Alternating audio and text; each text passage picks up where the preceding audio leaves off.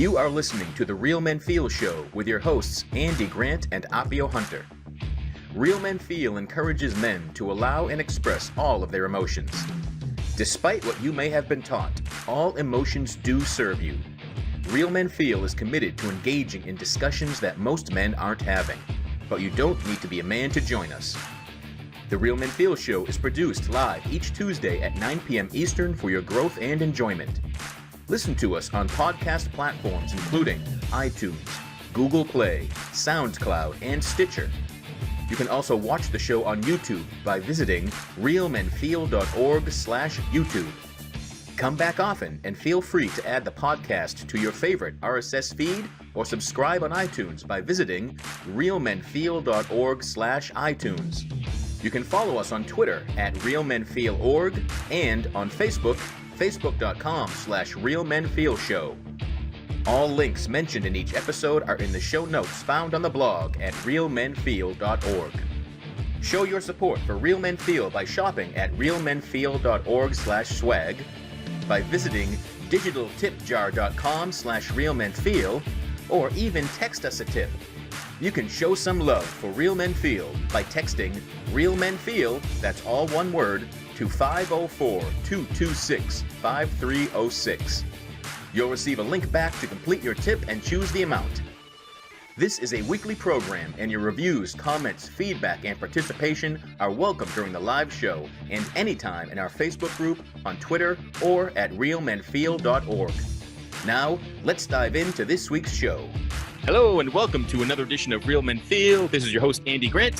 And once again, the Real Men Feel Show is brought to you by the Good Men Project. Visit goodmenproject.com for an ongoing conversation of what it means to be a man in the 21st century. You know, the topic today is something I knew I wanted to talk about a couple months ago. Back on April 4th, we had to put my dog down, my dog Sadie, my three-legged shelter dog. And I immediately wrote a post for the Good Men Project about the connection, the emotional bond between men and dogs that I've seen in myself, that I've seen in neighbors and friends and people in pop culture, or just all over the place. But I knew I couldn't talk about it that soon. I needed this gap of time, or else this would just be me as a blubbering mess, which I've done plenty of those shows, but I kind of like to get away from that every now and then. But literally just minutes before the show, I came across a video that I'd been looking for years, and it was still live on YouTube, but it was a video of a 5-month-old three-legged puppy named Sadie at the pound, at the shelter that we got her from. And I literally found it 15 minutes ago, and I was on the verge of tears just watching this 1 minute of this puppy playing again. And there'll never be a day where I won't have some emotion showing up for this. And I also realized, well, good, because I don't want that day to come. But I've had enough distance that I can talk about this. So that's what we're doing. So this is just it's a discussion. Me and some other men talking about our feelings, our relationships, our lessons from dogs. So joining me tonight are two guys from the private Real Men Feel Facebook group. We have Richard and Sean. So Richard, why don't you say hello? Hey everyone. And Good Sean? to be here. Yep. Hey everybody. Glad to be here. Cool. So again, we had to put my dog Sadie down in April, and it was June 5 years ago that we got her.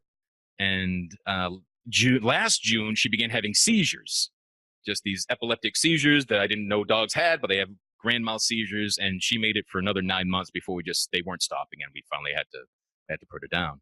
But I know, Richard, you lost your dog even more recently, right? Yeah, just under 5 weeks actually, and Wow. a puppy. Oh my God! Not even 2 years old. 6 days under 2 years old. And was that a sudden thing? Did you know something was up, or? No clue. Adopted this little boy. He's the third of my 3 by Blue Shelties. So I have 2 others. They are 5 and 6 years old. And so we had Sterling Blue that I adopted. Our breeder is in Nashville area, and we got all 3 from her. So I flew to Nashville to pick him up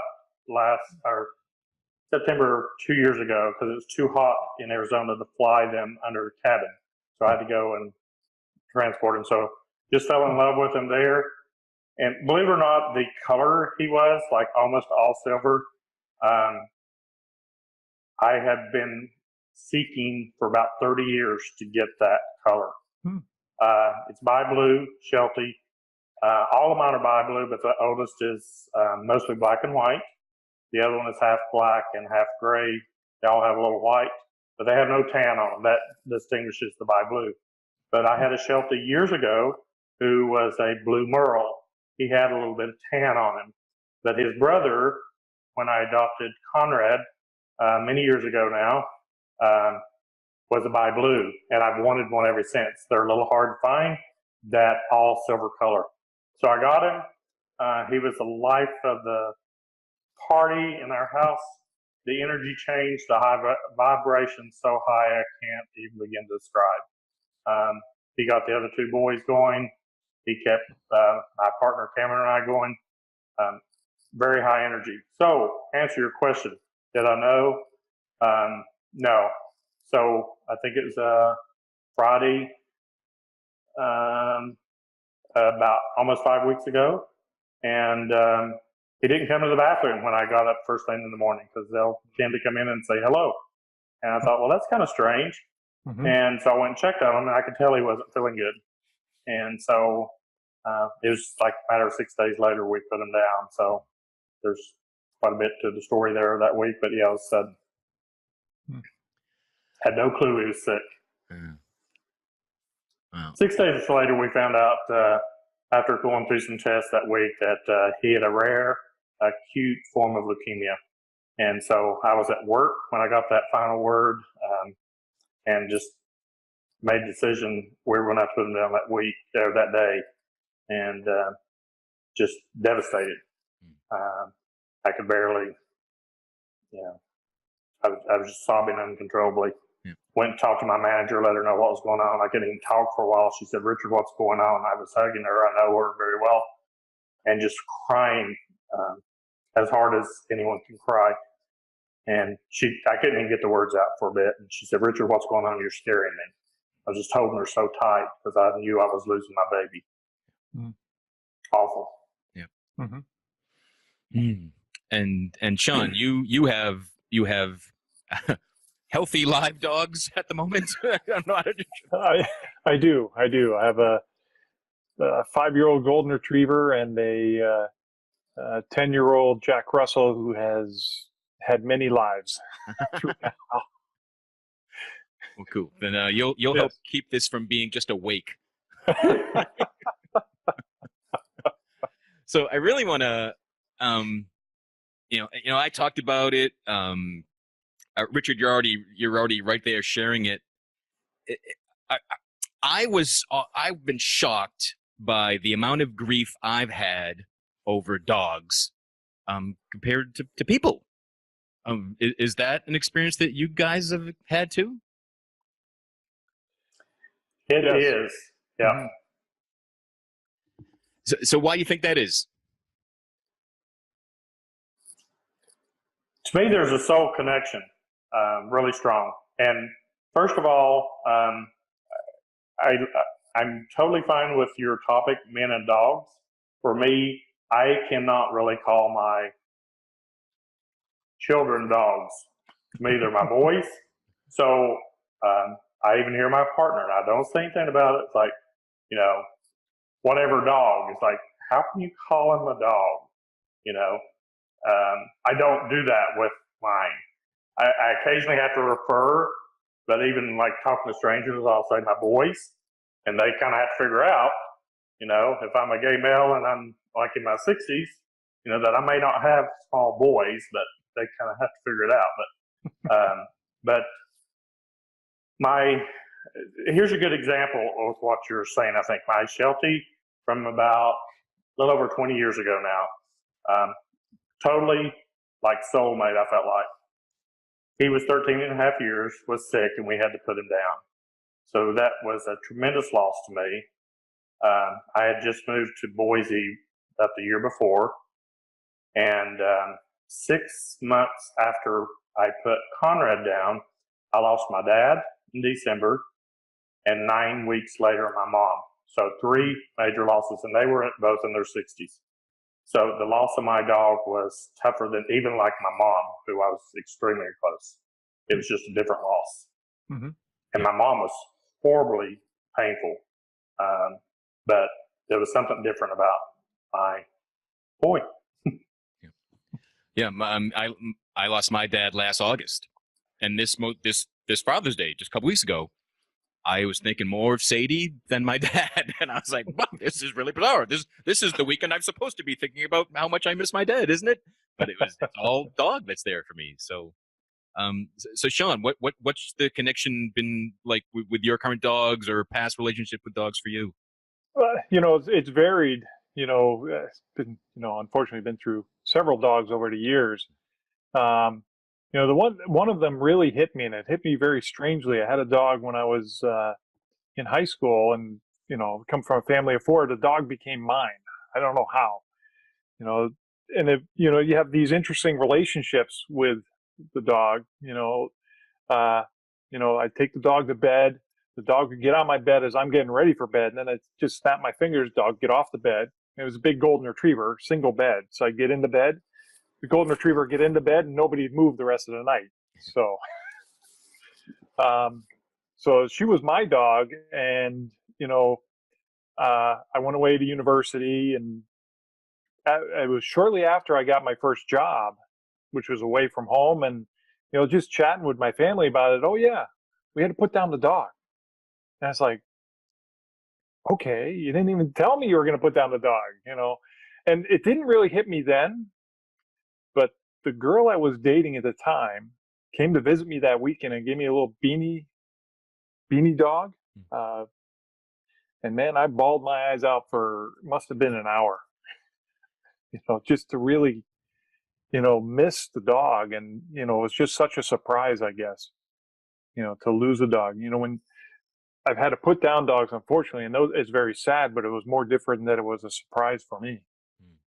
So, yeah, the first dog I had as an adult, with me and my wife getting, we don't have kids, so I get Richard's point of no, there are boys, and you know, and so our dog Homer, we had a hound dog for 10 years, and he left the yard for the first time since he was a puppy, and was struck by a car in front of our house.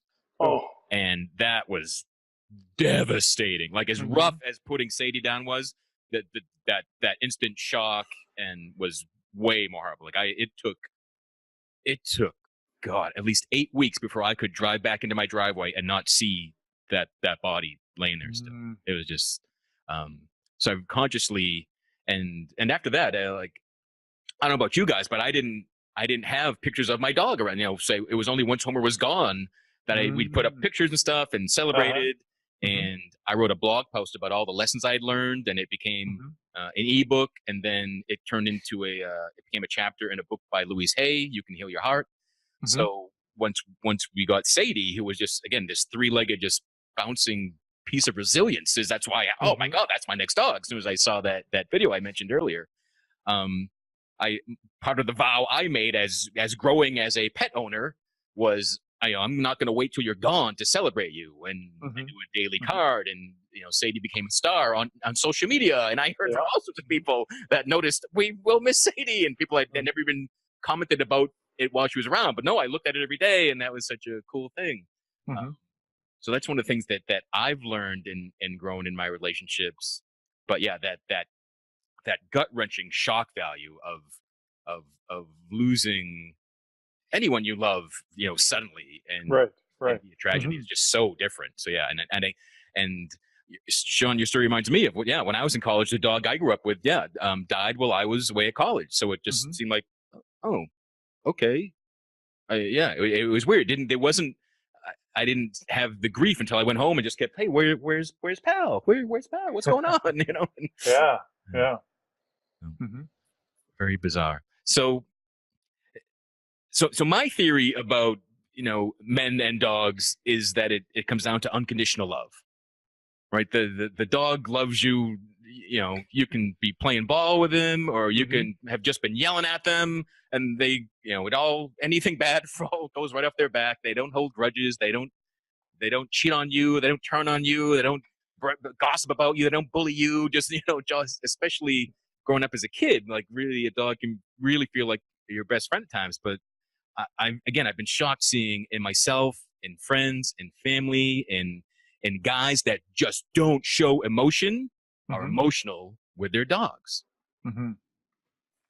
Yeah, and I would agree with you, Andy. You know, because you're right. The dog will always love you. It's always there. Always wants to play, and you know, whether you yelled at it or whatever, it's like, okay, I'm ready. You know, my wife gets all upset at times, you know, when people come over and the dog is just there. It's like, come on, I'm here, happy to see you. Yeah. They're happy to see everybody, which is kind of scary because if somebody comes in to rob the house, I'm sure the dog would be there. Sure, I'll help you. So,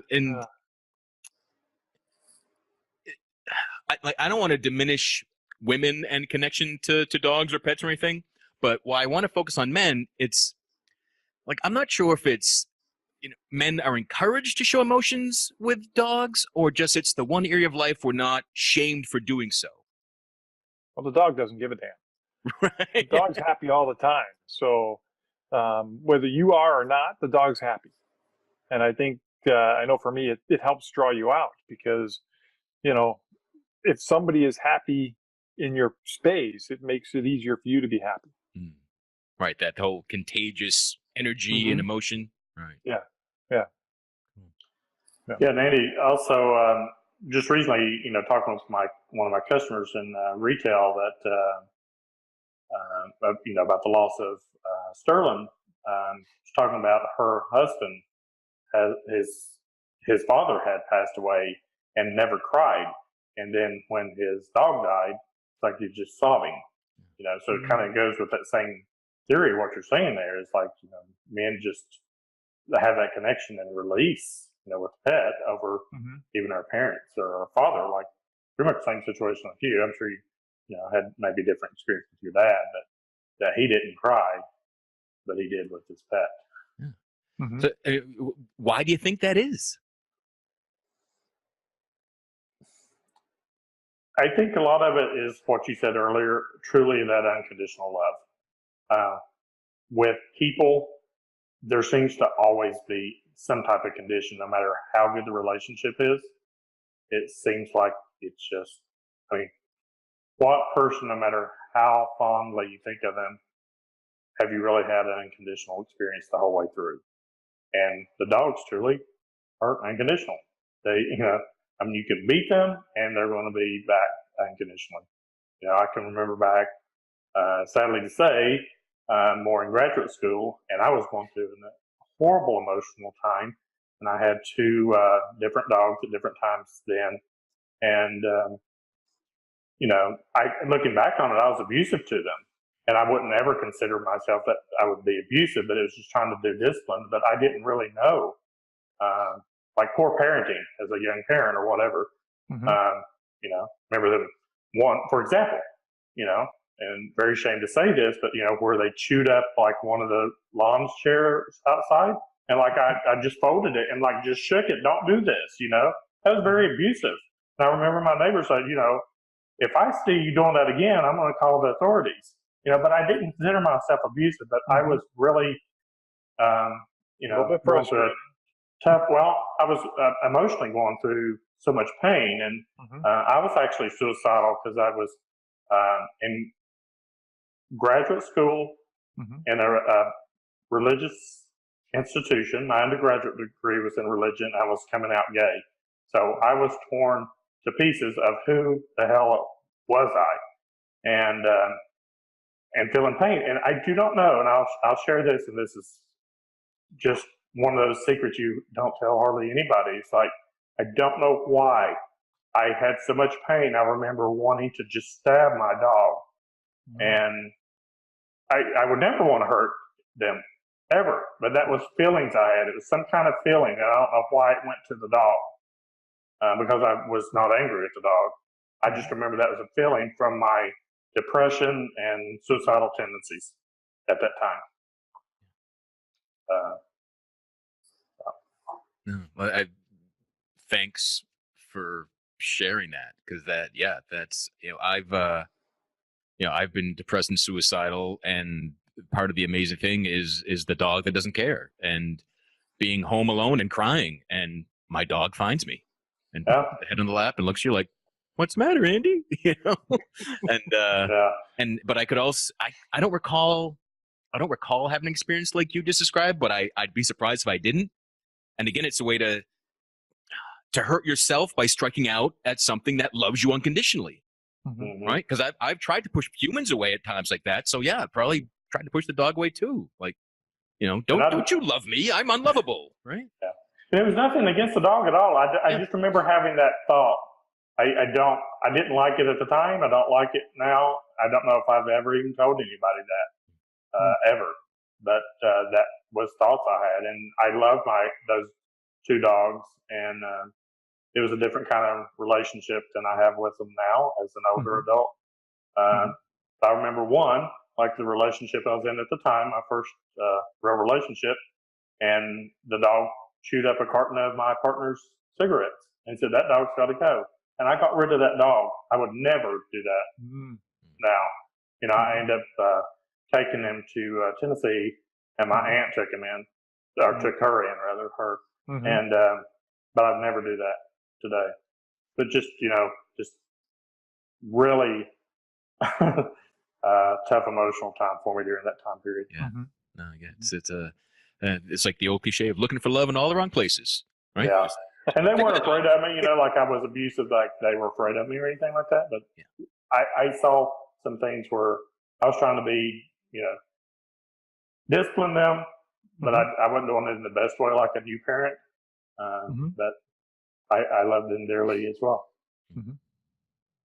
So when you guys were growing up, we kind of touched on this a little bit already, but were you seeing older men or family members be emotional about the dogs?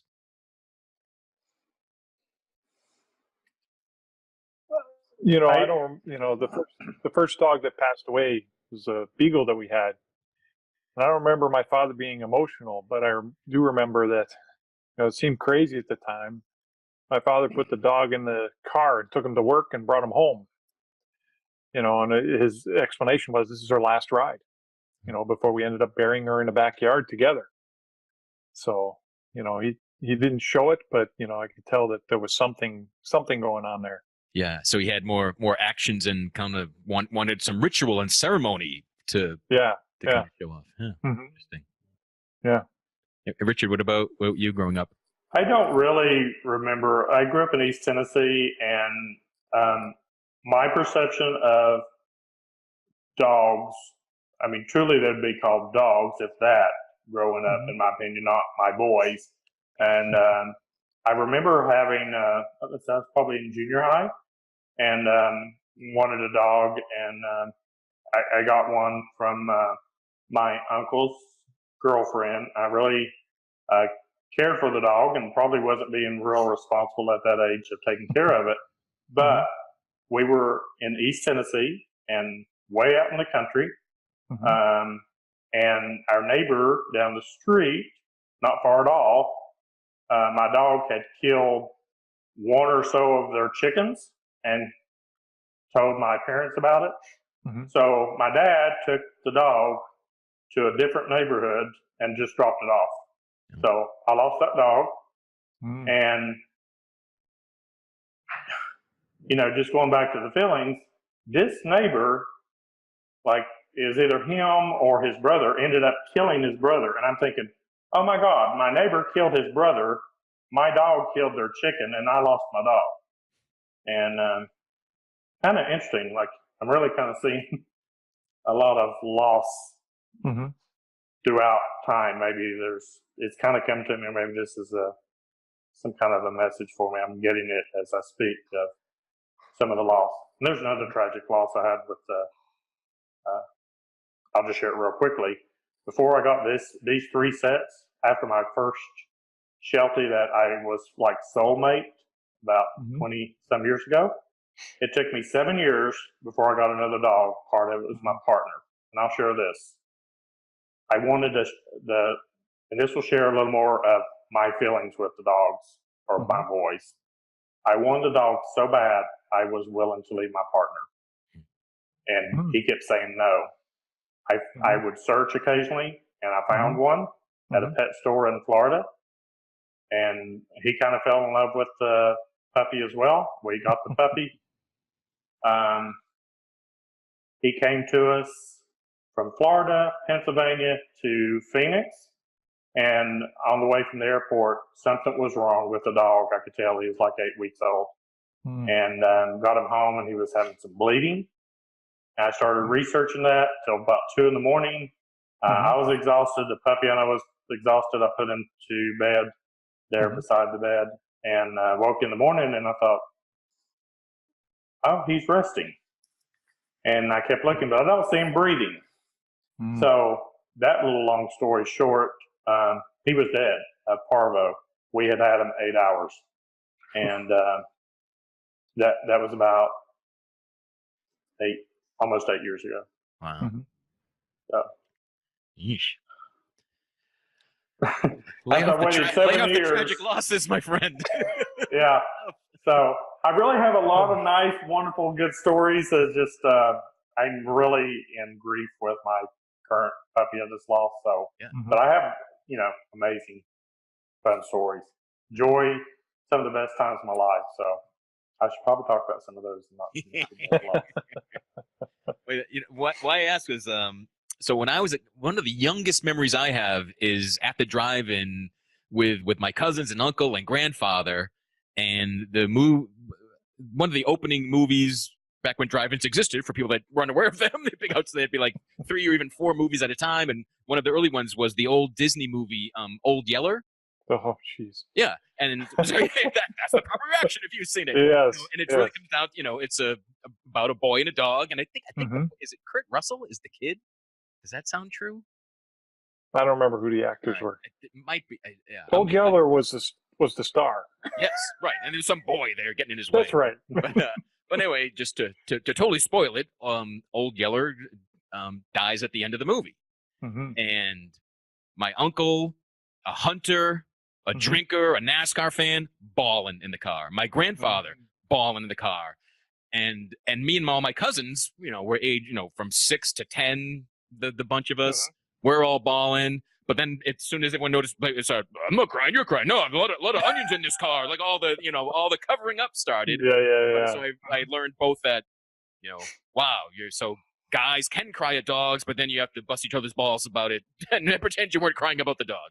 But that was really the first time, and could be the only time I remember seeing my grandfather and my uncle both crying about the same thing, or if not at all. But so, Sean, you've seen Old Yeller. You responded to that. I've seen Old Yeller. Yes.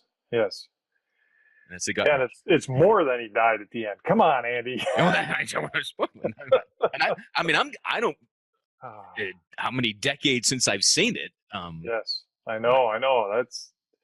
That's an old movie. Yeah, and that's surprising. I'm like, I don't know if that's ever been remaked. They reboot everything else. I'm surprised. I wonder if that would work these days. Yeah, I don't know. But so Rich, enough action in that movie. Yeah, well, yeah, they'd spice it up, right? Die Hard with Old Yeller, something like that. But yeah, so trying to think of like other times men and emotion were okay, and it was Old Yeller and Brian's song, which was about football players. So I could cry about it, losing a dog or losing a football player, and anything else was verboten. Right? That was pretty much it. Yeah. So Richard, have you seen Old Yeller? Do you know that movie? I have not. I've heard of it. Of course, I haven't seen it, so I wrote it on my list. Don't see it. Don't see it soon. I do not. Don't see it soon. Yeah. You don't need it. Okay. I was suggested to see A Dog's Purpose, and I did see that after Sterling passed. It was tough to see at that time. So yeah, I do, but it always yeah. So Yeah, like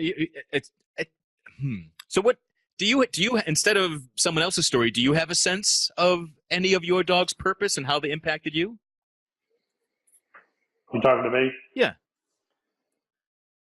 I do. My first Sheltie, Conrad, he was the one I told you passed before my mom and dad. We just had a strong soul connection. I think of him still every day. It's been about 14 years now since he passed. He did live a full life. We did a lot of things together. It's like he was truly a guardian angel in the flesh for me. That was going through, had gone through a relationship breakup, still dealing with kind of, who I am, moving into new relationship and things like that. And he was always there for me. If I was down, if I was upset, he was the one taking care of me. He truly was there for me. I mean, I loved him. I took really good care of him. But he was truly there for me. If I'm upset, he's bringing me a toy to play with and things. Pretty amazing. A relationship like I've had with no other. And just terrific. So purpose, being an angel there for me during a difficult time in my life, and we shared a lot of joy. Sterling, short period, and I mentioned, he truly instantly brought a joy into our home that like raised the vibration from like 10 to like 1,000, it seemed like. And it's missed. It's still missed. That vibration is just not here no matter how much joy. And so I'm still processing that. I hope to do some writing, maybe even a book about him and lessons I've learned from him during that short less than 2 years that I had with him. But the impact on me on a soul level is really strong. So I feel strongly there's a message. I can't understand at all why he had to leave. I have been given a message from an animal communicator that he was an old soul and that his purpose was served here and that it would have not been productive for him to stay longer. That's all I have kind of so far. So I'm trying to figure all that out. And right now I'm just going with, not seeking any psychics or anything with it right now. I'm just trying to sort it out on my own for this time period. But I'd like to have some answers. So. Cool. Yeah. And Sean, any top of mind, any lessons or purpose or special anything from any dog that you've ever had?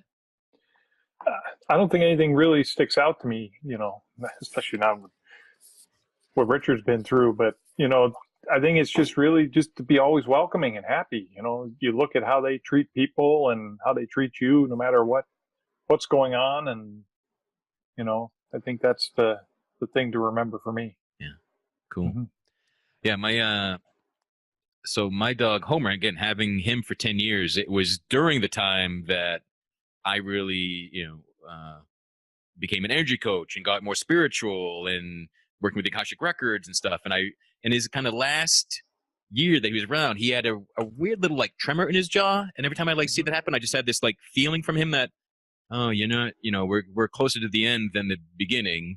And you're trying to let me know that, I guess. But then, the night we lost him, we have an invisible fence, and Homer would be out running around. It would just come scratch at the door when you wanted to come in, and he scratched at the front door. And my wife Lori was upstairs, and she didn't get right to it. She she was finished whatever she was doing. She got up and opened the door, and he wasn't there, which is not a surprise. Sometimes we scratch and then see something and run away. Not a big deal. But then the phone rang, and someone asked, a friend of Lori's was driving by the house and said, "Where's Homer?" And she's like, "He's outside." And the neighbor starts crying already on the phone, saying, "It's the dog looks just like Homer on the street. I hope it's not him." And like, what? So Lori felt guilty, like because she didn't open the door fast enough, that's what killed Homer. So that's the first time I had ever consulted an animal communicator, like Richard mentioned. And, I talked to the animal communicator after I'd written this blog post about all the lessons I'd gotten, because overnight I was, distraught, but I woke up like, all right, I want to focus on the joy, the gratitude, all the pleasantries, all the lessons from Homer, instead of, oh my God, this sucks and who did this? Like, Lori wanted to find, it was a hit and run. Lori wanted to go get the bastards. And I'm like, I didn't care at that point. I was just hurting.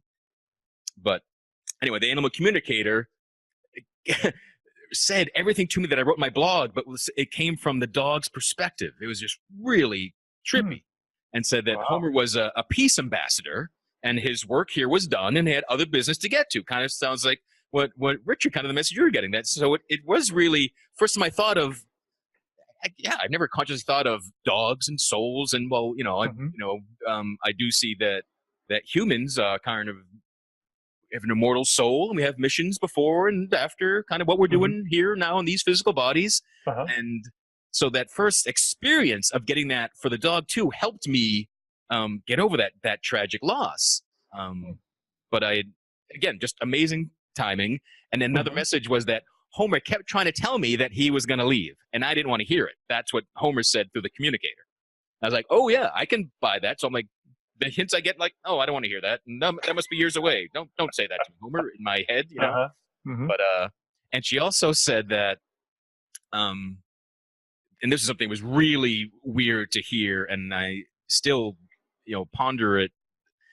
That he chose to, like, Homer, chose to like run through the invisible fence, get his little shock, and chose to go get hit by a car. Wanted to leave that night.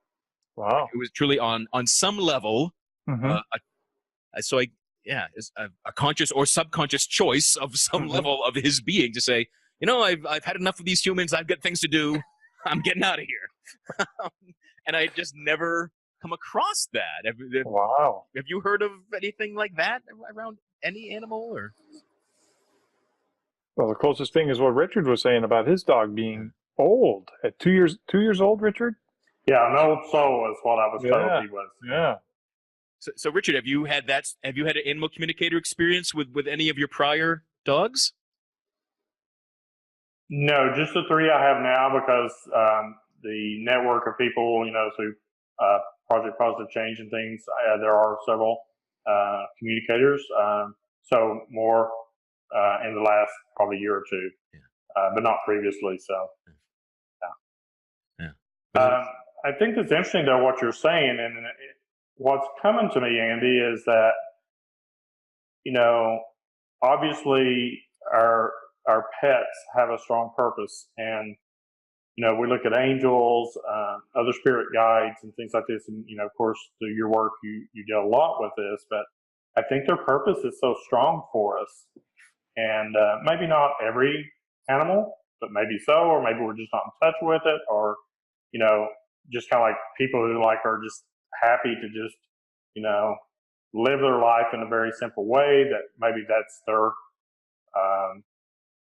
their reason for being here and experiencing that life, versus someone's really ambitious, wanting to travel the world or whatever.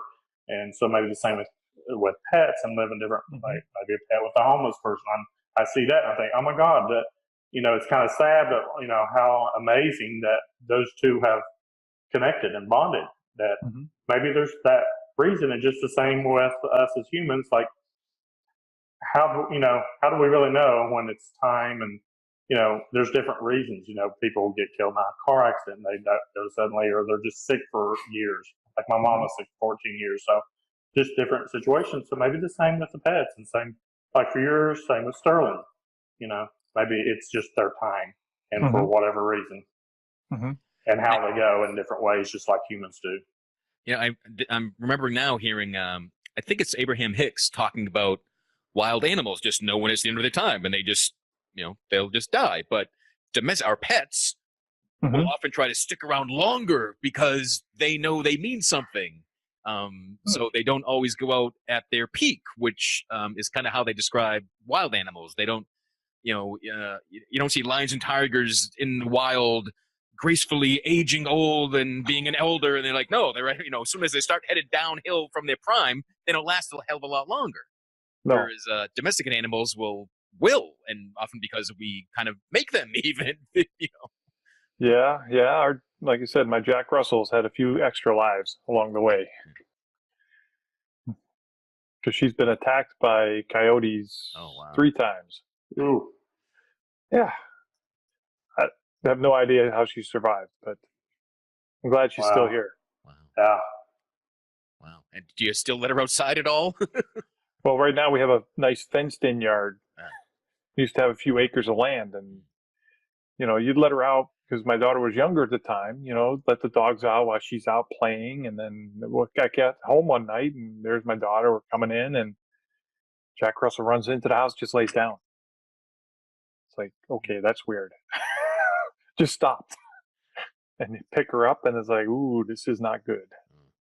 So, yeah, a few extra lives there. Yeah. Yeah. That's impressive. Mm-hmm. Actually, the first time I consulted an animal communicator friend for a living animal was we had Sadie, and it was the first summer we had Sadie. And again, we had the visible fence, and she would, come in when she felt like it. But sometimes she'd be outside till like 2 and 3 in the morning, not coming in. We're calling and shaking food out there, like just won't come in. And we just look out the window, and she's just sitting. She's sitting out in the backyard, just looking around. And I have like an acre and a half, and I'm in the woods, and we have coyote and deer and wild turkey and lots of stuff. And we'd hear the coyotes, and we're like, Sadie, get the hell in here. We're trying to no. And so I finally asked someone, and so again, from the spiritual, the soul of Sadie's level, it was, you guys rescued me. I've got to stay out here and protect you. And so I opened her Akashic records and tried to say, no, you don't need to. We don't want you to get hurt. We worry more if you stay out all night. So please just come in. And again, this first time I opened my dog's Akashic records, and like, oh, I'm not stupid. If there's more than 3, I come inside. But when there's just 1 or 2, I can stay out there and scare them off. And I'm like, you don't have to do that. But the bonds and honor and the reciprocal life force is there for all of them. And like Richard said, it's you have the ideal just dog that just there to be happy and remind you to be happy and in the moment. And then there can be other ones that have a bigger role to play, and not just for you, but in ways that we don't understand. Right. Freaky. They're like, Oh yes, very much so. so Sterling Blue. Out there, sorry, it's so cool. She just sit out there and say, "Nope, I'm doing my job." Yeah. No, like on my boys, and they do watch and protect. Like they're going to come in the bedroom, or they're going to stay by the front door, or like Sterling really, even as really young puppy, he would tend to stay at the other end of the house, and he loved to be outdoors, and he guarded the backyard more than the other 2 older boys did. And I did get message on him from an animal communicator while he was still with us that. And it's interesting because Cameron and I noticed this and thought the same thing beforehand. She said that he sees spirits. So she said, like, where she said he gets confused sometimes outside because we see people or trees and rocks, whatever, but he's seeing spirits. So he's seeing, and I'd go out and take him out the potty or whatever in the backyard, and he's like looking up at the sky and barking and stuff like, okay, there's nothing around. It's not a tree, but he'd do it in the house, and we suspected that. So it's kind of interesting, like So when we get the message later, he's an old soul. It's like, who knows really what he was here and what he was really doing. So That's cool. And in getting ready for this, I also looked up some research, and what do people not looking through their animal communicators' viewpoint of their dogs, say is the connection between everyone. And, humans and dogs just go back the most number of years as being this interdependent species. And that, dogs were the first domesticated animal and still are. And that there's one, I'll put a link to it in the show notes, but there's this one study that looked at, the genealogy of hundreds of thousands of years, and says that as both species have relied on each other, the dog's brain has shrunk 20% because it's become domesticated and doesn't need to be so focused and hunting and gathering, and it can just be the companion. Okay. and that the human Wow. brain has also shrunken because we could have someone else protecting us and we'd have to be alert all night. But the human brain has shrunken 10%. So it said, so the dogs got the better end of that deal. They could relax even more than we have. But I was like, well, if the story, the cliche, I don't know what to call it, about humans only using 10% of their brain, Mm-hmm. and our brain has also shrunk over time. So when was the 10% being used? Was that before or after we shrunk? You know? But I'd never heard that. Wow. I'd never seen that level of study of, Mm-hmm. but just that it goes back like that far, and it's in the, our DNA has even changed. Our physical structure has changed by being able to rely on this non-human form. Mm-hmm. Mm-hmm. Very interesting. It is.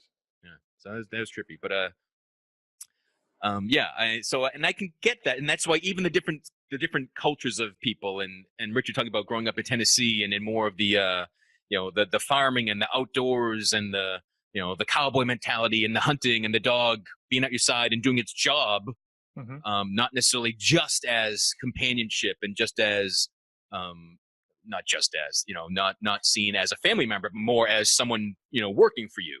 Mm-hmm. But there's still the connections happen. Right.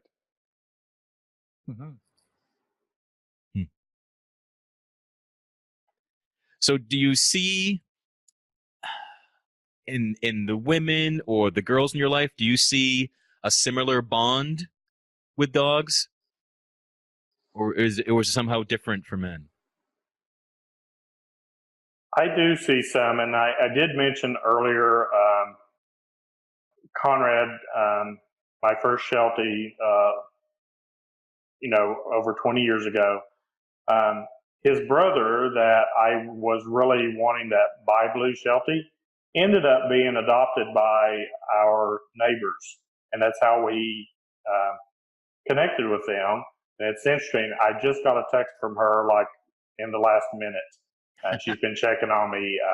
And she lives in the northeast part of the country, and she's the one who told me to watch that movie that I watched. But so we have a strong connection here all these years, and we're both in new relationships since that time. But we had,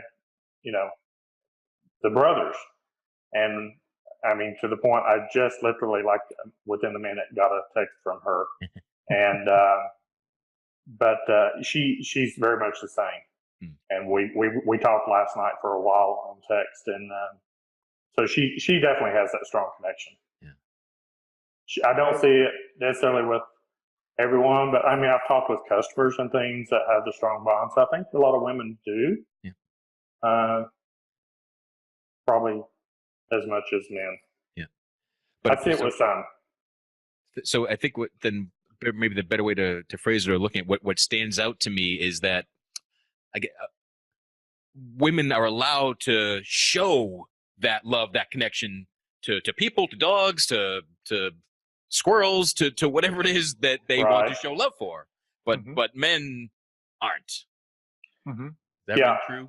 I think that would be a distinction there of your question, and the whole thing with the show is that because men typically, and so much of the work that you do through this program, men just so much are not allowed to share the feelings. And I like what you shared with, your family at the movies, that, the grown men were crying. That was a time like, it's somewhat permissible, because the dog died, and even though they were kind of trying to cover it up afterwards. It was only permissible while nobody else saw them. Yeah, exactly. Mm-hmm. So I do think that's a difference. I think the women do have the feelings much like we do. It's just that they, it seems like by society's guidelines, they've had permission to do that, whereas men, we tend to think we don't have the permission to do that, and we haven't done that. Mm-hmm. Do you see a difference in your parents' generation to your generation to the next generation in being allowed to show emotion for more than dogs?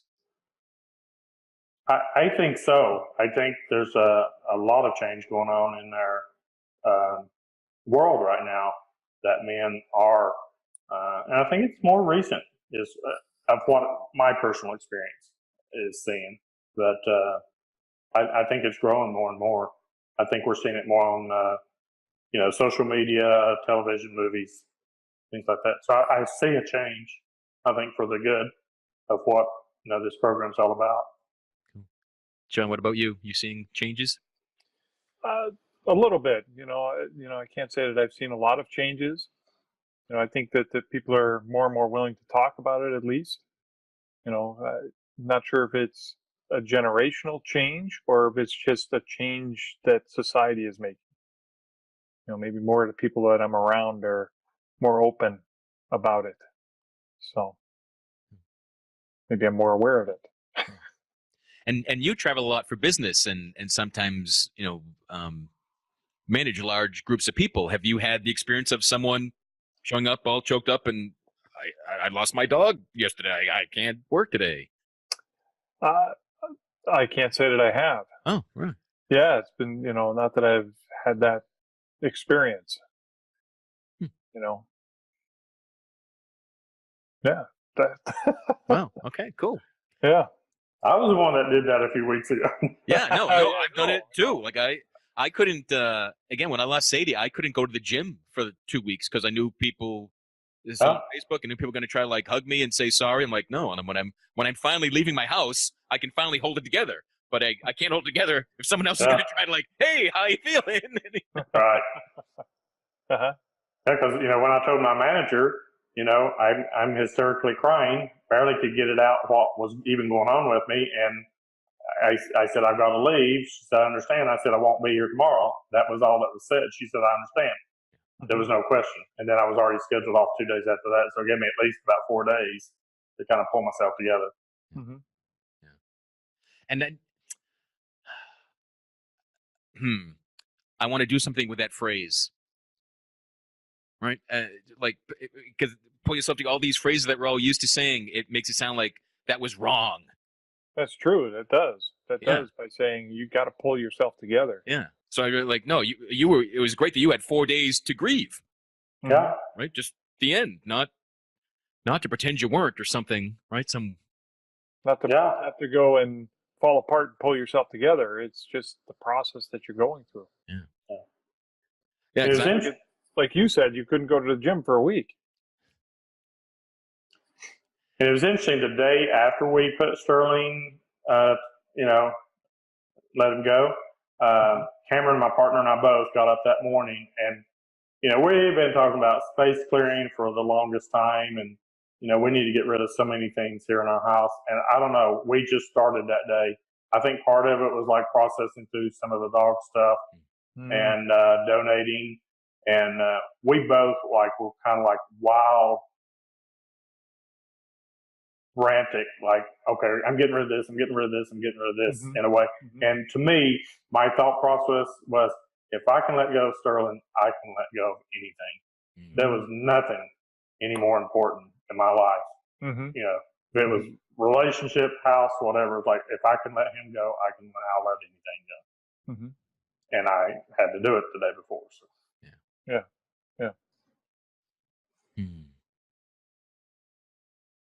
Cool. Well, I really want to thank you both for coming here with such open hearts and minds and sharing so much of yourself, your experiences, your family members, your beloved furry friends, your boys. The boys, the girls. Thank you. Well, thank you very much. My honor to be here. And I think because of people like yourself, Andy, and the work that you're doing, that the change that I talked about that I am seeing is occurring because of exactly people like you and the work that you're doing. And like Sean being here and myself, that we're talking about it. And if it's one conversation at a time, that's going to change the world eventually. Yeah. And I'm not, if our connections with our dogs are so deep and powerful because as men we're not expected or allowed or encouraged to have that unconditional love with other people as easy, I'm not sure if I want to change. Like would I love my dog as much if I loved everybody just that same amount? I don't know. Right. The dog would still love you. Oh, good point. Good point. Yeah. Okay, you've convinced me. I can love everybody.